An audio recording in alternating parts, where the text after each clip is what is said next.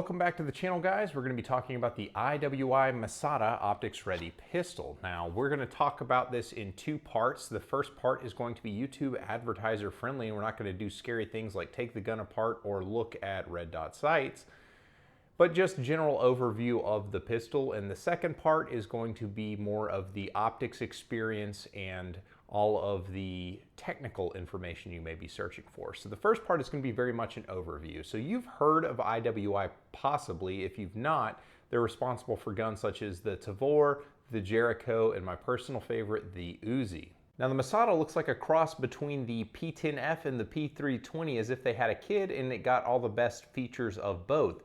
And it is a modular framed gun similar to the P320. So the serialized component is actually the fire control unit, which sits inside this frame, which is the non-serialized piece. We'll get into that in the second video. My opinion overall on the gun, I'm going to hold out for the second video, so be sure and stick around for that. And while you're sticking around, hit that like button. I appreciate that. If you would like to support the channel, subscribing is easy. Check out the description. I may have some codes there that would be of interest for you. And let's get started with the video. So here is the pistol, guys. You can see it there. It is a good looking pistol. It looks a lot like what you would imagine a service gun is to look like. All of the machine work is really well done. If you see the fore and aft cocking serrations, they do a great job of allowing you to manipulate the slide, really kind of grab your hand. But one thing that's really impressive for any service gun is all of the controls, wherever your hand interfaces with the pistol, you're interfacing with metal, and not just like stamped metal that's kind of cheesy, but actual robust. This looks like it might be aluminum right here. The trigger appears to be aluminum. The mag release appears to be aluminum. The dingus itself, I can't tell. I think that's actually plastic. So the trigger safety is actually plastic, but you can see the trigger safety actually goes flush with the trigger face. Now, I want to actually spend some time talking about this trigger. It's brilliant.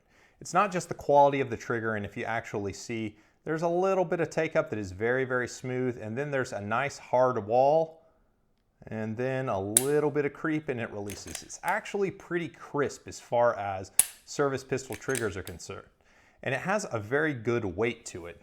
Now the trigger pull weight on this, guys, is about 3.5 to 4 pounds. So that's about 312 on the scale, and I got pulls between about 3.8 and 314. Now it's 315, but I over pulled it. Because the wall is so hard, it's easy to over pull it with the gauge, but it is a very, very quality feeling. So there's one right about 4 pounds, but I think I over pulled it.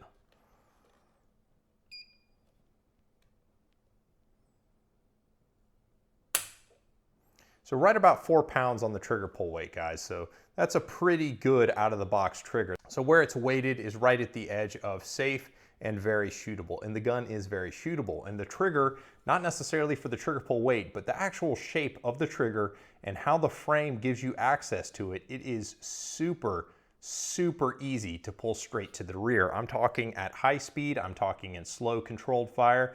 This gun is one of the easier guns to shoot I've ever picked up. Now, as far as the rest of the controls beyond the trigger are concerned, they're right where they're supposed to be. You can see the slide releases right there, and I've got one on the ambi side. The magazine release is a little bit far forward and a little small and undersized, but it absolutely spits the magazines out. It does a great job. And the controls are fully ambi. These will both actuate with your left hand. They are a little stiffer than they are for the right hand side. And as far as the ergonomics are concerned, it has great ergonomics. But the actual sculpt of the grip is really good. I've got the large back straps installed, and you can see it adds a little bit of length from front to rear, but it also wraps around on the side and provides a little bit of swell. And that allows me to build a fantastic shooting grip. Now, the panels themselves have this grip texture on, and it is more ceremonial perhaps or ornamental than it actually is functional, which is unfortunate. So I'd probably want to stipple this or look for like a Talon grip or something like that. It's just not quite aggressive enough. I prefer my grips to be more aggressive. The front strap has significantly more texture on it than does the back or sides, and that's important because that's where you really want the gun to bite into you. The front of the trigger guard has these little ridges. If you get on front of the trigger guard, it has a nice squared off front. Now, speaking about the trigger guard, this will not fit in Gls holsters. But a holster that you saw me using in the video is just this Safariland Gls holster. This is like a $35 or $40 universal fit holster that'll fit just about any gun, and it has a safety, or it has a release that you have to pull to get the gun out of the holster. This is not a duty grade holster, but it is a good range holster if you need one. They're like 35, 40 bucks. I have a link in the description. You can check it out. So getting holsters is going to be a problem for this, as is the aftermarket support. Now the sights use a Sig Sauer cut, so you'll be able to use Sig sights from day one, and you're going to need to, because unfortunately these sights, let's see if I can actually line them up for you. They don't have much in the way of an air gap. It looks more exaggerated here than when you're actually trying to use them for precision. These sights are a 3-dot combat hold, which means I was getting bullet impacts in line with the center of this white dot and not necessarily the top of the sight post. So it was shooting what appeared a little bit low, but if you actually just line up the dots and shoot that way, which is not a way I like to use sights, they work just fine. Anything inside about 10, 15 yards, you're not gonna have a problem with, but backing it up to 25 or even 50 yards, trying to shoot with irons was a bit of a problem with the OEM sights. So while the sights are steel and they are quality sights, they're just not my speed. I would want something like Dawson Precision's right out of the box for something like this. Now, as far as actually changing the back straps is concerned, you can see a roll pin right there. You have to use a roll pin punch, a hammer, and an armorer's block to drive this pin out. And then the whole back strap comes off. And you can see here's one of the other back straps. It actually goes around this sort of IWI medallion right there. So the straps not only add a little bit of length from front to back, but they do add a little bit of width as well. But the small is actually very small. So if you're a small-handed shooter, you can really find a home on this gun. When I put the small back strap on when I was just playing around with them, I handed it to my wife. She thought it felt fantastic. So if you are somebody with hands on the smaller side, the shape of all the controls and mixed with the small back strap really gives you a pistol that you can get a hold of and feel good about. The finish on the gun appears pretty robust. Now, I didn't spend months testing this thing, but it held up fine coming in and out of the holster a few dozen times, so it's holding up pretty good. As far as the actual wear on the barrel is concerned, you can see it's gotten a little bit cloudy on the finish there, but that's sort of the way it is on those. You can see at the front of the barrel hood where some of the finish is starting to wear off. But all in all, it feels fairly robust. Now, the magazines are IWI proprietary magazines that feel really, really quality.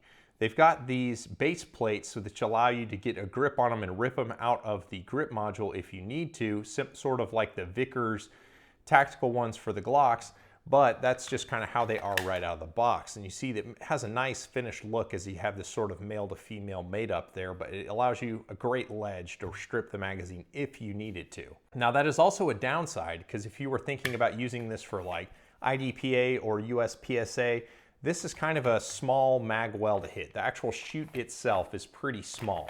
There's no flaring or bevel or anything like that, and with this hump sticking down at the back of the grip, if you're trying to speed load with it, it does sort of get in the way.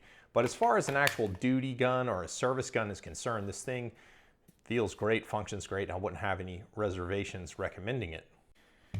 So the magazines out of the box are going to have the cut at the front of the magazine where the mag catch interfaces with it, and you are going to get 17 rounds with full witness holes starting at the 4th round, which these feel like great magazines. They really, really do. The follower is plastic. They use a punch right there to take the base pad off and service the spring, clean out the mag tube, and they actually show you how to do that in the manual, which is nice. And the magazines themselves appear to be about $27 on the web, so they're not going to break the bank on the magazines, where some guns you buy an inexpensive gun and they want 55 or 60 bucks for the mag. So that is pretty nice. So with that, we'll take it back up top. So the Masada is very much a military law enforcement pistol, and it is roughly the size of a Glock 17 or anything in that category, M&P 9 full size, P10F, all that.